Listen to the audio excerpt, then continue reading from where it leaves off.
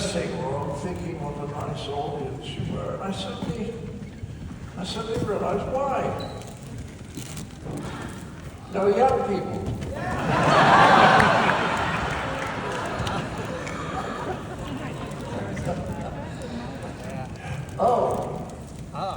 There's one at the back waving. Well, sometimes they slip past security, but we do a deal. You say, if you can stay, if you promise that if you really, really like the show, you won't tell your friends. So, what do you think of the film?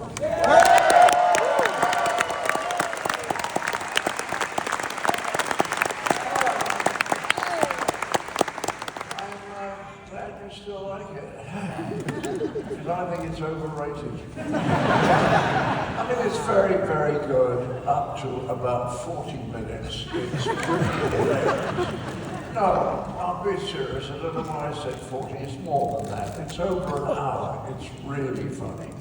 And there's great stuff in there. Bring out your baby. I'm not dead yet. Don't be such a baby. I mean, and then, after the Bridge of Death, which is funny, unfortunately, Mr. Terry Gilliam takes over. And Terry is famous for his beautiful images. So after the Bridge of Death, we have King Arthur and Terry Jones wandering around the Highland countryside for some time. Not a lot of jokes there. Quite a lot of mist, but not particularly funny mist. And after a time they reach some water, and a boat's arriving. We don't know how it's being steered because there's nobody in the boat. But they get into the boat, which is not really hilarious. It's perfectly all right. They get into the boat, but there's no laughs there. And then the boat goes across the water for some time.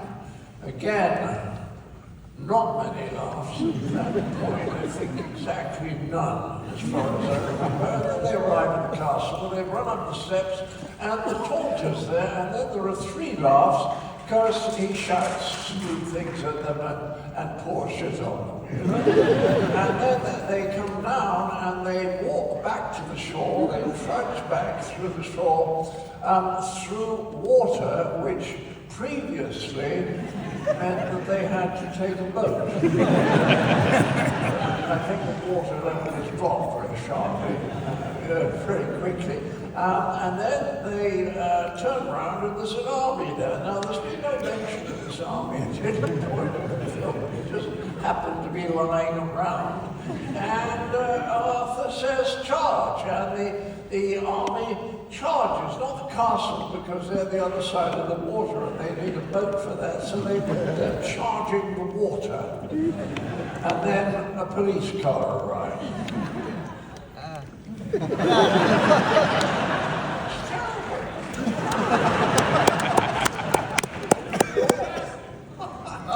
I think it's so awful that I have actually re-edited the ending with the help of my friend Mr. Andy Kurd. Andy comes after me. He does everything. He does the lights, he does the sound, he cues the thing, he comes up and takes the questions when I can't hear what they are. He puts my slippers on, and he changes my nappy. I can't do without him. Now, Andy, I want to show them the version of the ending which you and I edited a few weeks ago. Yeah, 22 seconds.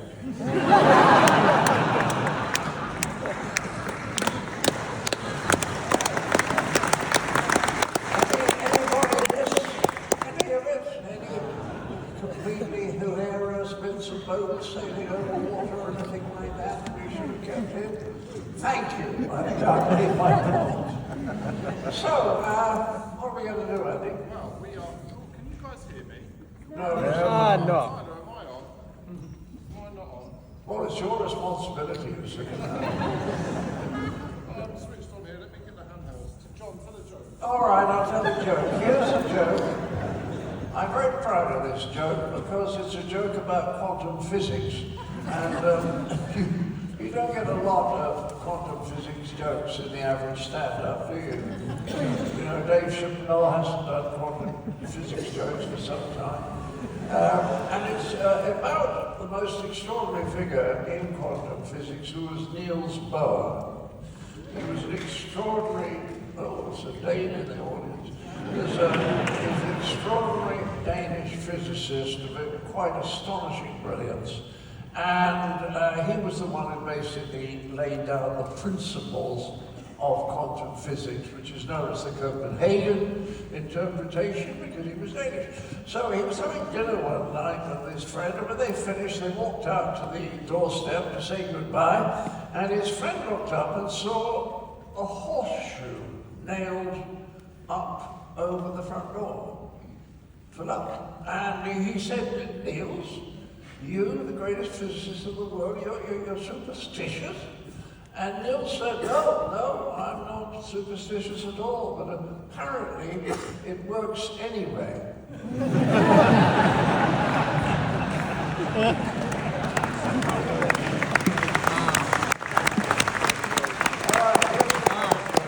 Why do Italians grow Italian men, why do they grow moustaches? Because they want to look like their mothers.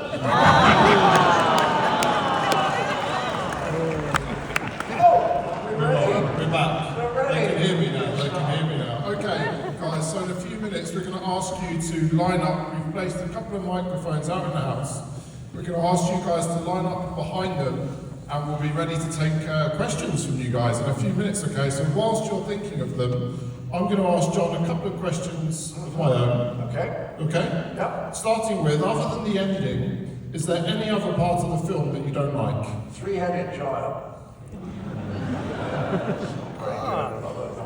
It's not very good. It shouldn't have been in the film. I wanted to cut it, but unfortunately, it was written by Eric Idle, and he only had two things in the whole film. I felt we could cut 50% of them. So for fear of hurting his feelings, we have bored many millions of people. Okay then, so on the contrary, what's your favourite scene in the entire movie? Oh, I do have a favourite scene here. I think it's as good a funny scene as I've ever seen anywhere. And it is Mr. Eric Idle and Dr. Graham Chapman.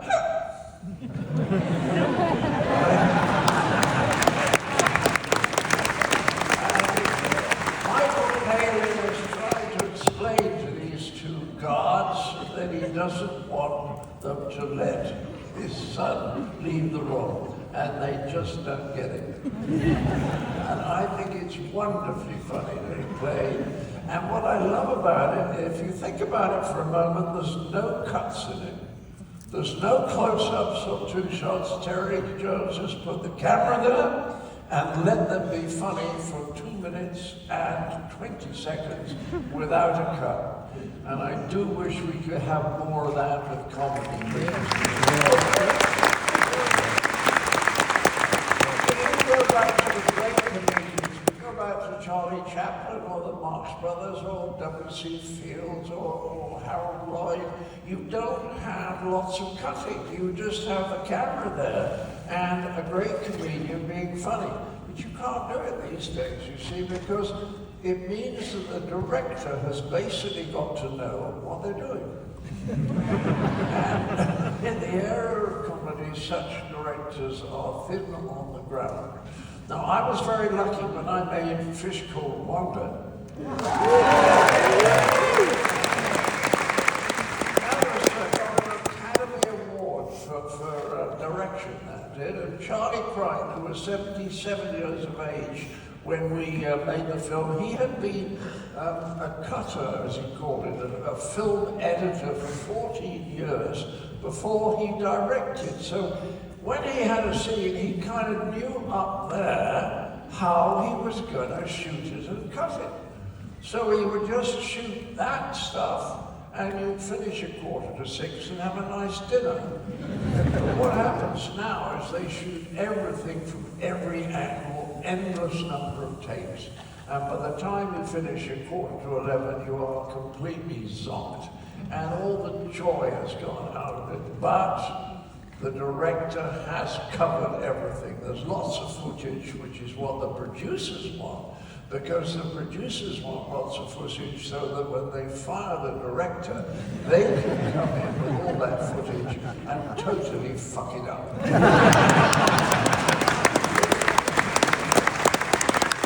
you look at this film right from the very start, when King Arthur says, I'm king, and they said, well, we don't vote for you.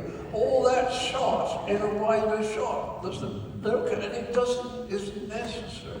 So I'm glad that a lot of people in the audience seem to have realised this. It's great. Absolutely, very good, very good. Okay, final question for me, John. The Black Knight scene, was it actually you underneath the helmet? Yes, yes. Well, most of the time. Because, let me show you. No, that's me. That's me. And the reason he took over from me is that he was a monopod, a unidexter. He was one short in the leg department. And the result of that was he was the best hopper I've ever seen. Nobody was as good as Hopper, not even Edward Hopper. He was a fantastic hopper. And so when I had my first leg cut off, I took my armor off and gave it to him, and he put it on and hopped his way through to the end of the film. And I had a nice chat with him afterwards, and what I absolutely adored was his real name was Richard Burton. So Richard Burton was my body double. I think we're ready for some questions, aren't we? Yes. Okay then, guys. Okay, I think these guys down here were first, so we're going to start this side. If you don't mind speaking into the microphone for us, that would be great. Good. Hello there. Starting with the lady over there. Yes, hello. Can you talk close to the mic, then we can hear? So, oh, you skip. Don't worry. No, it's not working. Tyler, We're having a lot of problems at South this evening. All you need in a fucking theatre is lights. 50% of that is beyond capabilities of the electricians in this fine city of York.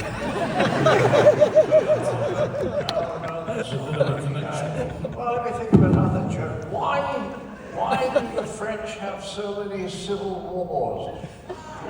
Why? So that they can win one. No, I know. Is it working? we're still working. It's not working. You hang on, we'll go to this, see if this one's working. Is this one I working? imagine it's the same problem. All right, am I on?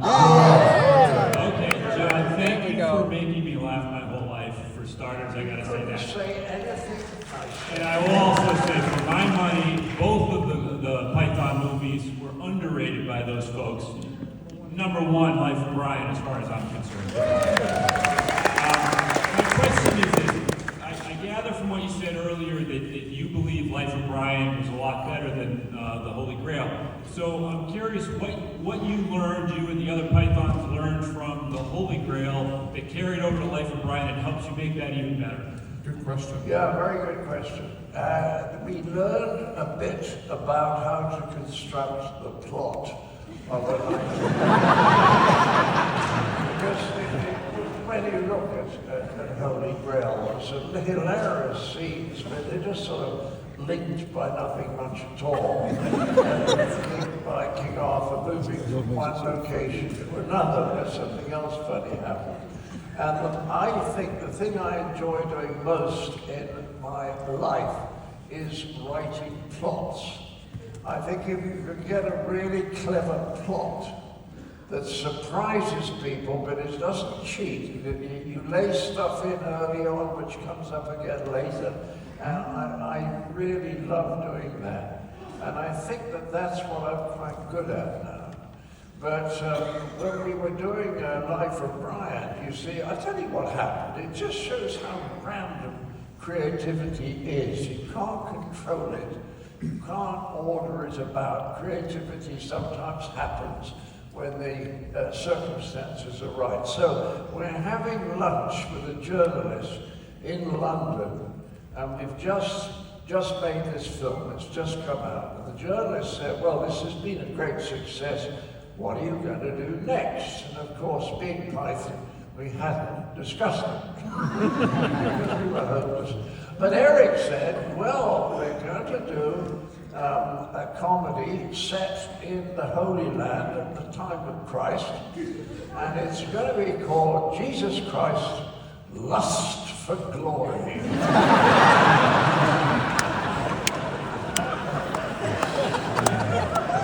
And we laughed till the tears ran down our face. Forgot all about it. We just thought it was a joke. And then about 2 or 3 weeks later, we started telephoning each other and saying, you know, that's not a bad idea. Nobody else has done it, you know. Bob Hope and Bing Crosby haven't done Road to Calgary or anything like that. And so we sat down and we just got the idea. The original idea was that Brian was the 13th disciple, but he was always late for everything. So he always arrived just after the miracle had happened.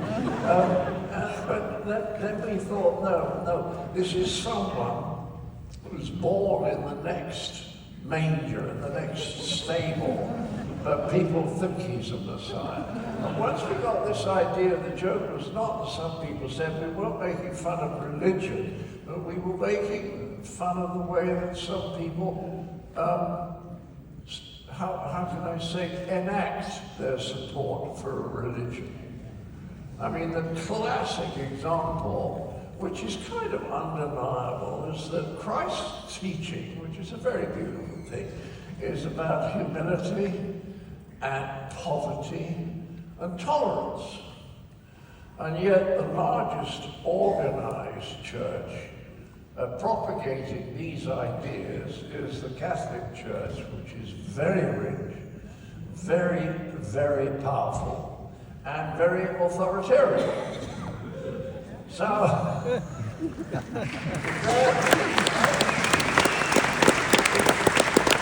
are wonderful people working within it, but that's not the point. If the actual thing is supposed to be teaching poverty, humility, and tolerance, then you ought to be doing a bit of it yourself. Then there's poverty Christianity, prosperity Christianity.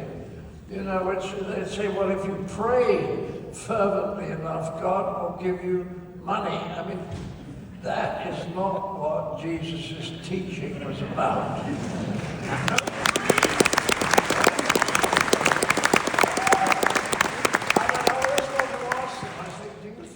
Jesus was throwing the money lenders into the temple. You see what I'm saying? So that people in the end finish up believing pretty much what they want, but labeling it Christianity or another religion, when it's actually they're just trying to claim a kind of sanctity for their own selfish desires. That's a very rude way of putting it, but that's what can happen once it gets taken over, because at the beginning there is some extraordinary religious figure with quite with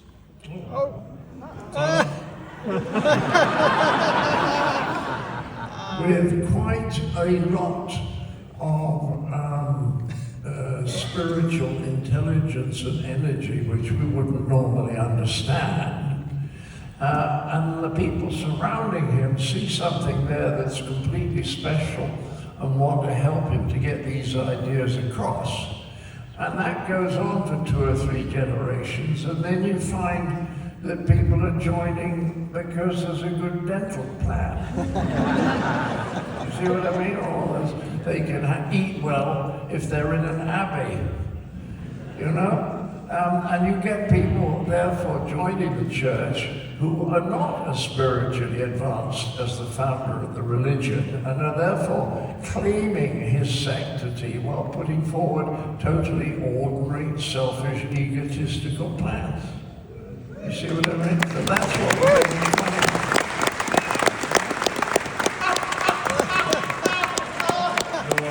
And they can put a man on the moon. You know?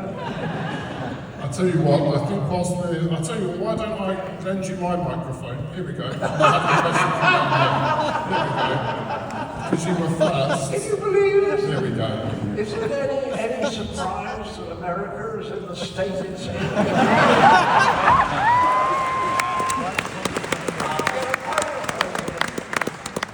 I'm glad Putin isn't watching this. I was saying, I love all your pictures and movies and things you've done. And there was an interview you did on a talk show about the wonderful story about your mother and the man that could help her out. Oh yes, that's I right. love that. At first I was aghast. I really was. But it really is so funny. Well, that's how she reacted. Because what happened was my mum, bless her, was depressed a lot of the time. And whenever I would ring her up, I would say, how are you? She'd say, how are you? I said, I'm fine. How are you, Mum? And she would say, always with a hint of surprise, she would say, well, I've been just a little bit down this week. And I don't know why she was surprised, because he was a little bit down this week for 50 fucking years. You don't want your mum to be depressed, but trying to cheer up depressed people is very hard work, and it's not usually very successful. And one day, she was, quite literally, this is absolutely true, she was listing to me all the reasons why she didn't want to go on living. And I heard myself say, Mother, I have an idea. She said, oh, what is that? And I said, well, I know a little man in Fulham, and if you're still feeling this way next week, I could give him a call if you like, and he could come down to the retirement home and kill you.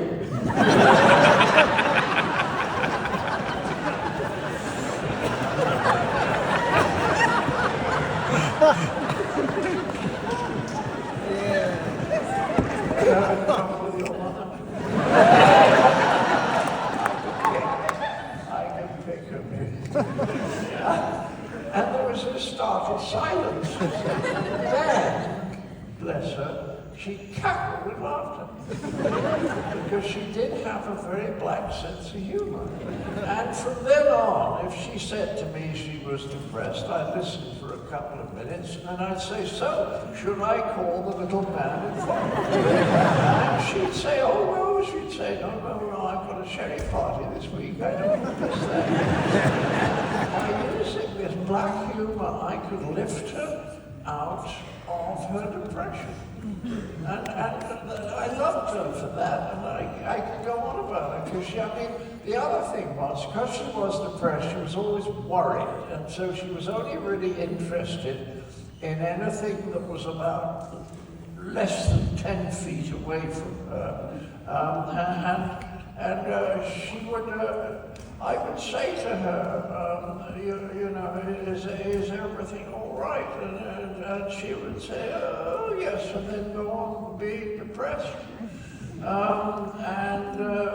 Because she wasn't really interested in anything, you couldn't get her interested in anything. And I used to say, because she lived to 101. Wow. Yeah, she was dead now. The applause is not going to help her. But you must come to all my shows, I like it. So she lived to 101, and I always say that she had the most extraordinary life, because she was born in 1899 and she died in 2000.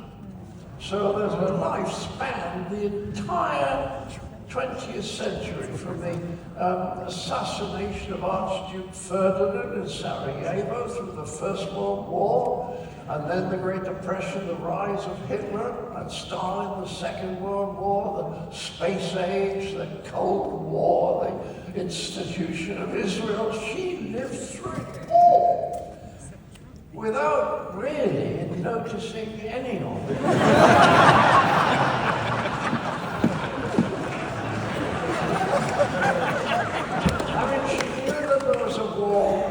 Germany, and that a man called Hilter was in.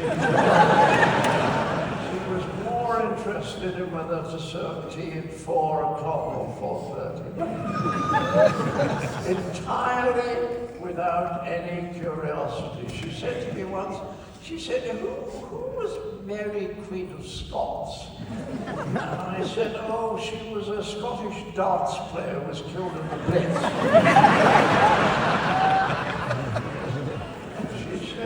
What a shame. What are we doing? We're going back over to this side now, John. Back over to this side, hello. Good luck, friend. Good luck. Thank you so much for being here with us today. And like many... A little bit louder, a little bit slower. Like many parents, I bring my teenage kids in to watch a movie that I remember as being really great, and often they're really disappointing. But this film, my kids love, and I think every generation it's a treasure. And what is it about the film that you think carries on generation after I generation? tell you, there was a pure chance that both the films we did were set in a historical period. And if it's set in a historical period, it can't date. You see what I mean? And also the humor is, it's very generalized. It's about human behavior that we all expect and observe all the time, and not about human behavior at one particular stage of a society's development. I mean, the people who are worst done by are the satirists, because if you're doing satirical, political humor, the jokes are dead very soon after you've made them. You see what I mean?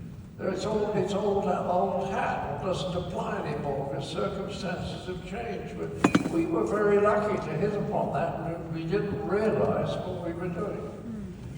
Okay? Thank you for your question. Hello. Do you want the microphone brought down a bit? There you go. You've got it. That's it. Is that a short joke? See, I hadn't come for an argument. I just would like to ask you if you have a favorite part of the creative process. Do you have a favourite part of the creative process? I just like the creative process. And I could go on about it because I'm fascinated by it. I got into Cambridge on science and switched to law. These are really left hemisphere. You're all about logic and words. And ever so slowly, I discovered about the right hemisphere, and I think I moved a long way. I'd love to think I was in balance.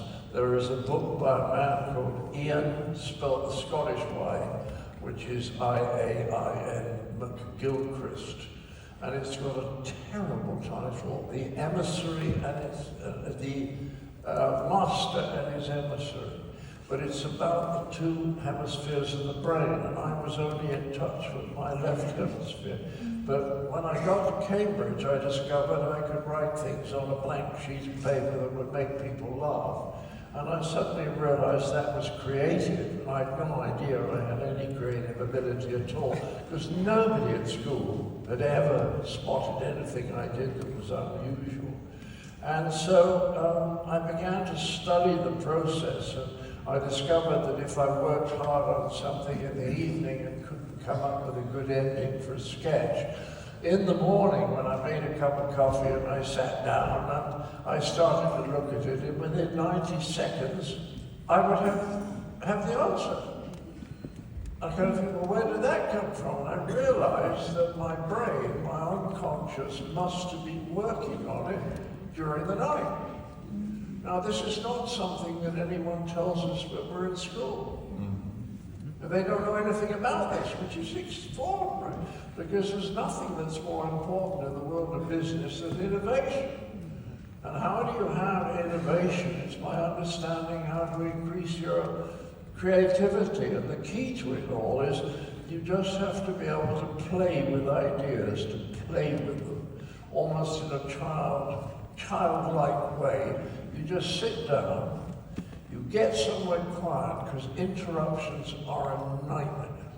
I have a friend who's a writer, and he tells his daughter, "Don't interrupt me, please." And he starts to write, and she knocks on the door, opens it, and says, "Dad, I'm not interrupting you, but..." And that's what happens. People don't understand, if they're not creative, how deadly interruptions are. The big calculations that if you've got some ideas in your head and somebody interrupts you, it takes you 20 minutes to get back to where you were creating. So that important thing is to get with somewhere where there's no interruptions, and just to sit there and then just to play with the ideas. And you'll have lots of ideas, which doesn't mean they're all, or even most of them, are good. But if you can have one good idea every hour, that can be huge. And the reason that something like Fawlty Towers was a very, very successful one is that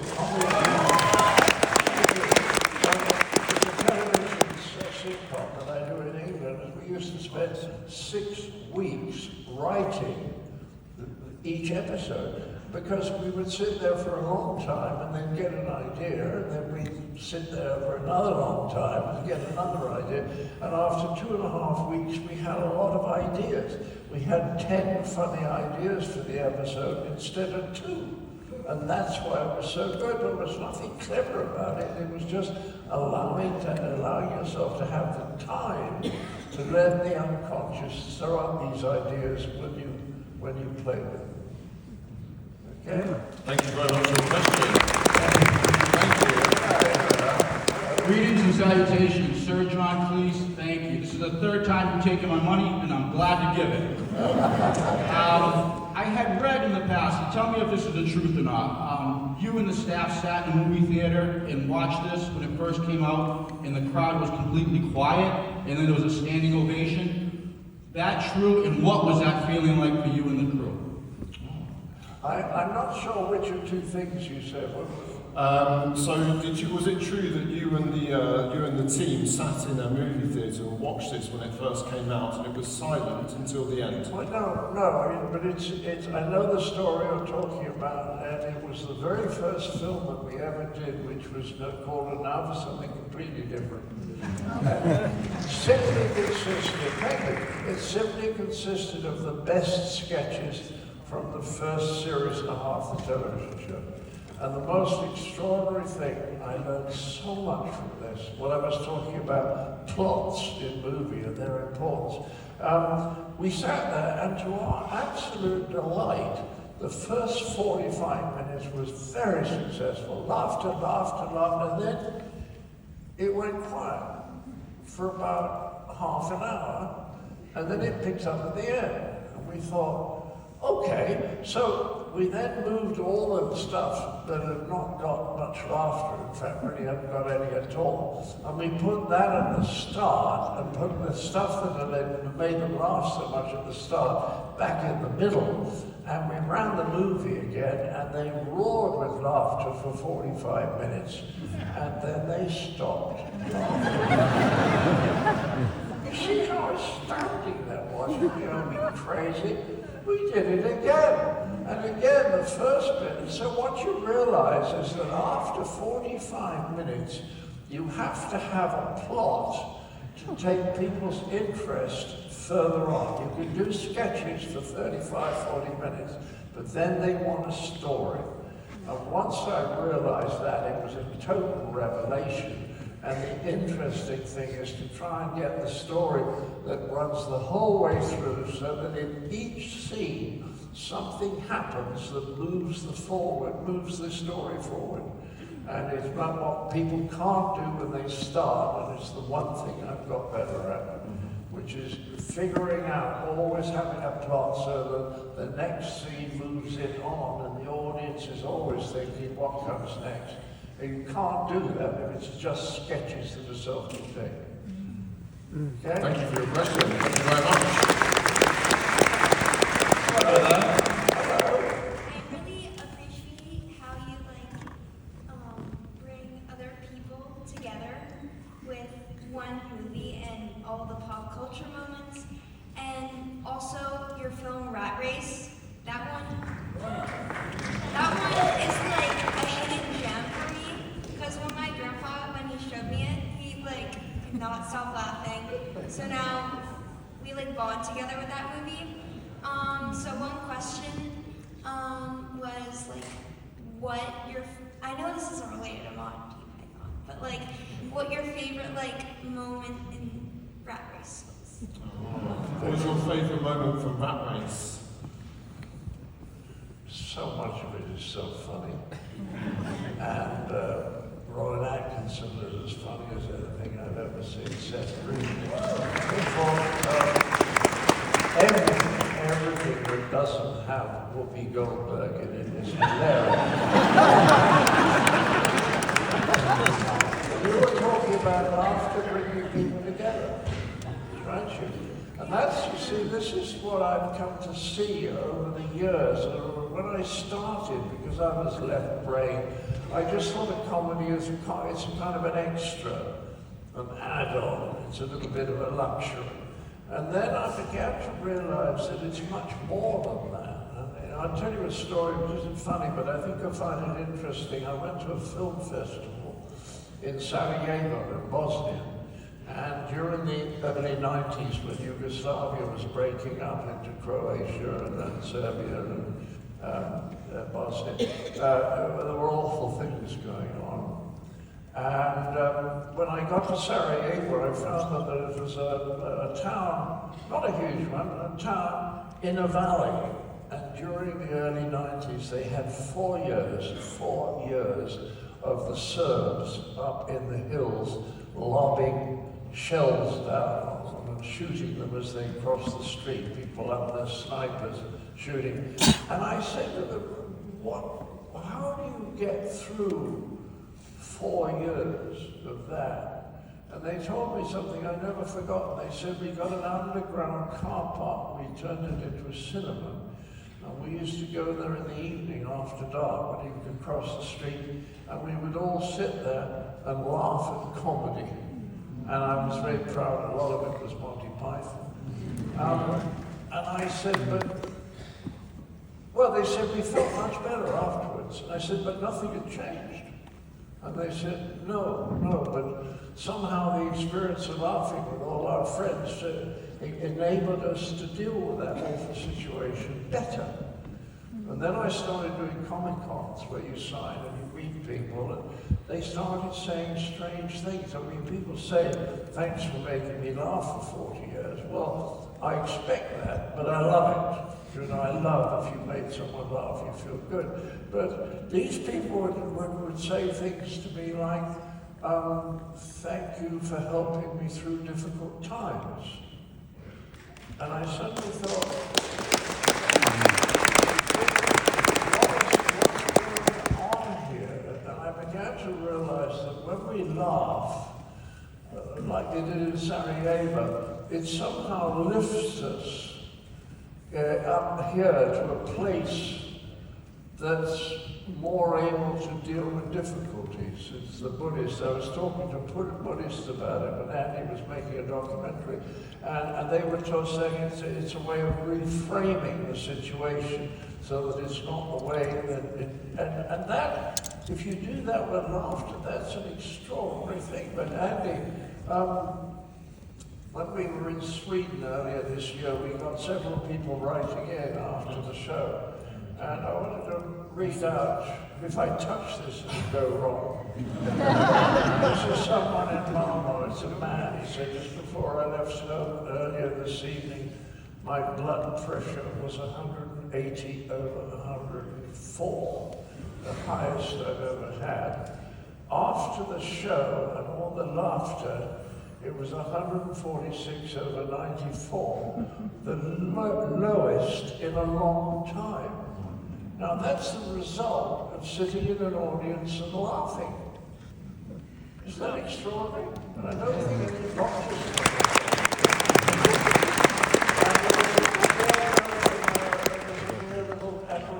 Girl said, I don't have a question, I just wanted to thank you for making me laugh at Fawlty Towers.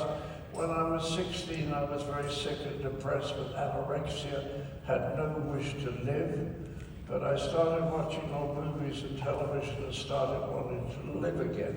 I mean, this is extraordinary stuff. We should be talking about this. You know, everything in the newspapers now is about mental health. And it's a very simple fact that if people laugh, they can handle difficulties better. I was in a bookshop in Dubai and a very sweet young woman came up and gave me a note and I read it and talked to her, and it was basically that her husband had just died of cancer and that the only good times they'd spent together in the previous months were watching Fawlty Towers because they were laughing together, and that's when they felt most alive. So we have this extraordinarily important thing called laughter, and we deal with it as though it's secondary importance, whereas it's primary importance. And that's why I'm very against the extreme end of woke, not the sensible end, which is let's be kind and help people and include them. Of course, a guy called Jesus Christ had similar ideas sometimes, but you know, they agree with that. And the other end, where you're being taught to spot microaggressions, this leads to more unhappiness. It doesn't lead to happiness. It's very important that we get rid of those ideas, I think, so we can love more. Sorry about that. Thank you very much. So back over to this side. Hello. Hello. My name's Susie, and just for everybody knowing, you can enter on Facebook to win tickets. You can, because I won them. My husband and I's 25th wedding anniversary, and we watched a lot of Monty Python flying Circus, and for one of the anniversary presents I bought him was one of the stills of the Holy Grail. And I brought it to share. But I wanted to ask, who's your favorite comic? Oh, right. Who's your favourite comic? Pete Hegseth.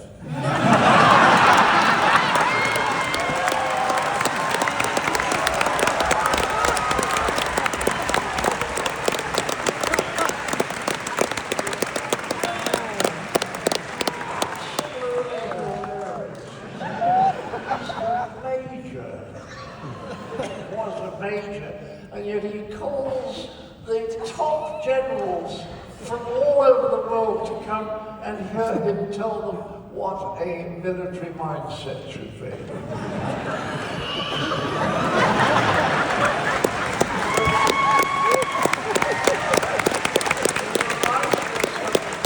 Believe it or not, I was a thoroughly professor at Cornell for a bit, and I got to know a guy called David Dunning, who is the Dunning in the Dunning-Kruger effect. And that, if you don't know this, is worth reading, because what he discovered, to keep it very, very short, was that when he gave tests to people, he was not so much interested in how they did, but in how they thought they'd done. And what he discovered was that the least successful ones with the lowest score thought they were much, much better than they were. To the point where people who were sort of round about the 15th, what's the word? Percentile? Yes, 15th percentile, thought they were somewhere up in the high 60s. I mean, it was that bad. Whereas what was very funny was the very brightest people actually thought they weren't as bright as all that, because they couldn't believe how stupid the people were around them. And this means that very stupid people tend to be more confident about their views because they don't see all the alternatives. They only see one, so that must be right.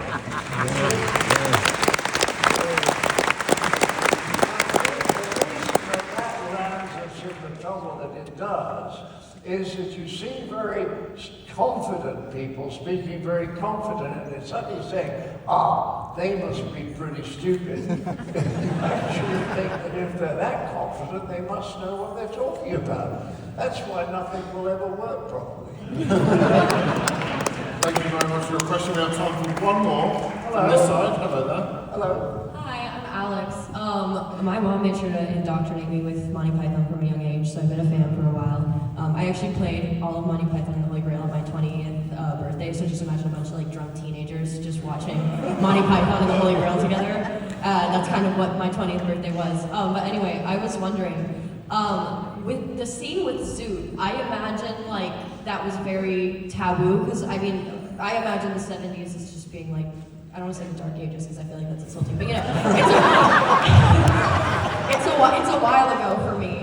And so I was wondering, were you nervous at all about putting out that scene or the reaction to it? Because I mean, there were a lot of, as it was said in the movie, a lot of vagina jokes. So it's like, were you worried about like whether or not people were going to be mad at that scene, or were you just kind of like? You're better because you're obviously really funny.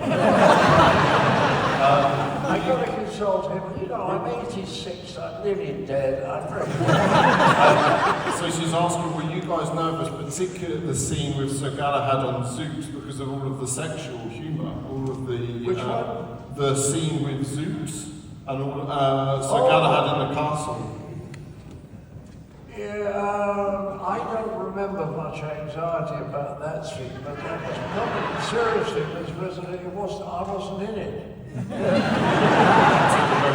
know, and on the whole, we watched each other's scenes, but I don't particularly like that scene, to be perfectly honest, so I wasn't there. But what is so interesting is that in the last few years, people have begun to object to the scene in Life of Brian, where Eric Idle says that he wants to be called, what's her name? Loretta. Yeah. Which is the name of Marty Feldman's wife. But he asked what he wants to be called Loretta, and there's all this stuff about, well, where are you going to keep the fetus, you know? And that was considered absolutely hilarious in '79. And when we had a read-through of a version I've done, which is a stage play of it, with a top-class American cast, one or two people there, really top people who won a lot of Tonys, they all said, that's the one scene you can't do. And I said, but people have been laughing at it since 1979. What suddenly happened that means you can't laugh at it anymore? And I believe that's what you have to stand up to. You say, well, if you object very strongly, don't listen to it. I don't listen to music. Yeah. I mean, I wouldn't sit down and listen to a lot of music I didn't like and then say nobody should be allowed to hear that music. You see what I mean? It is particularly the case that there are some people, the literal-minded people, who have very, very little sense of humor. And I don't think they should be laying down the rules about what people with a sense of humor are allowed to laugh at.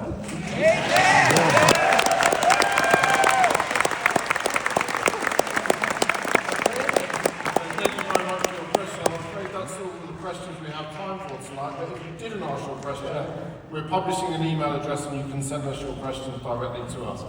So to wrap things up, John, I know that you'd like to... Well, I was thinking about Graham Chapman a lot recently because I wrote with him for years, but it was the anniversary of his death about a week ago, and I was just thinking about him a lot. He was very special, and he was very naughty. We were all naughty, but he was naughty on a cosmic scale. And I'll give you an example. He was in a pub once in North London, which was his local, and he knew all the staff and most of the regular customers. And one day a guy walked in, who was a stranger, and was rather rude to the barman, who was a pal of Graham's. and then ordered a gin and tonic, and when the waitress brought him the gin and tonic, he made a couple of sleazy sexual remarks, and everyone, you know. And Graham just got up quietly and walked across to his table, and when the guy looked up, Graham unzipped himself and took his willy out, and then took the guy's gin and tonic.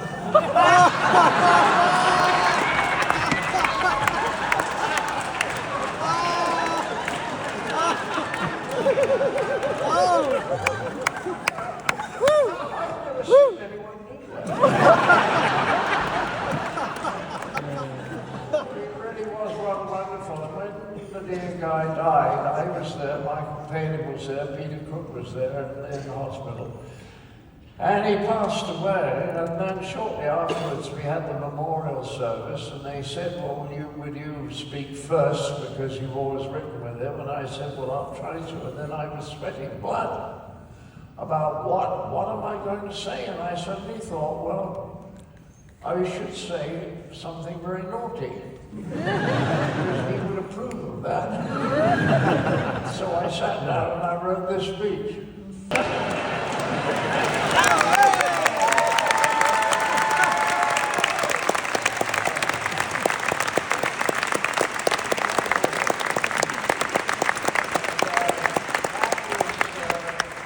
was 1989 that Ray died, and we didn't do anything professionally for 10 years because the group wasn't there anymore, you know. He was such an integral part of the group.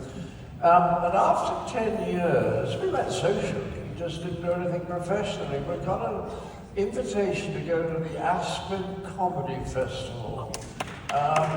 Thank you. It's a lovely festival, because not only is Aspen a stunning little place, not too many people come, and a lot of comedians go to it, meet each other, and have dinner afterwards and chat about the state of comedy.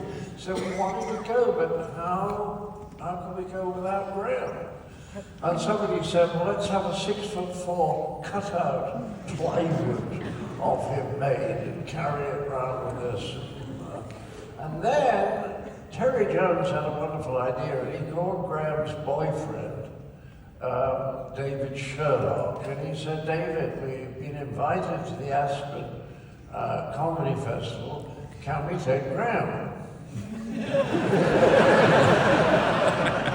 And David said, well, what are you talking about? And Terry said, well, you have his ashes and a large urn on your mantelpiece, don't you? Could we take them with us? And David said, that is hilarious. Graham would love to come. So we took the urn across the Atlantic up to Colorado, and then before we went on stage to be interviewed by Robert Klein. We took the urn out and said to the audience, look, here's Graham. He's with us still, and he's going to be with us for the show, and we can't do anything without him, you see.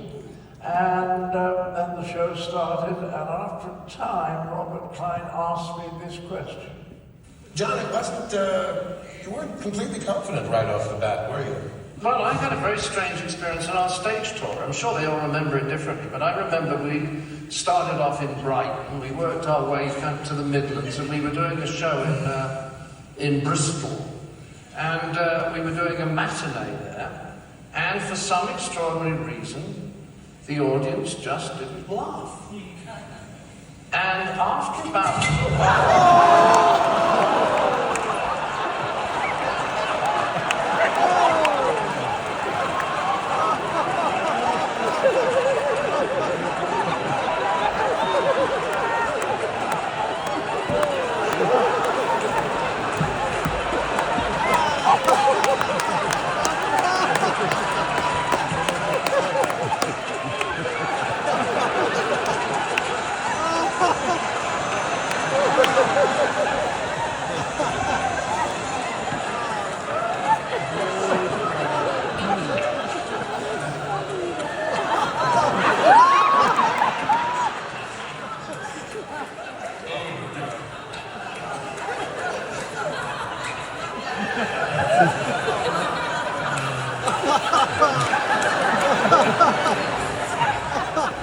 after about 4 steps.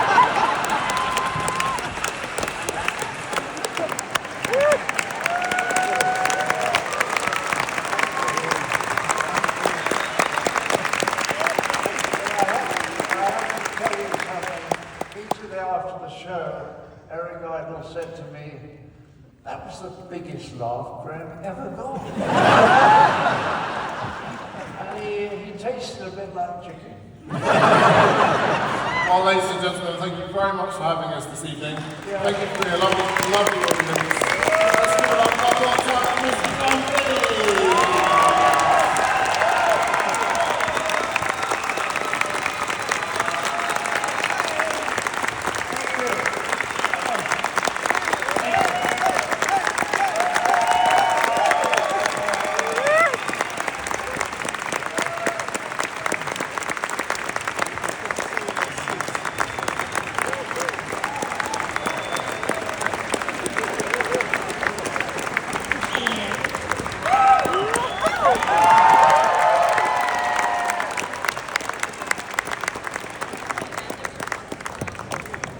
For VIP ticket holders, please stay in your seats to await further instructions. Thank you.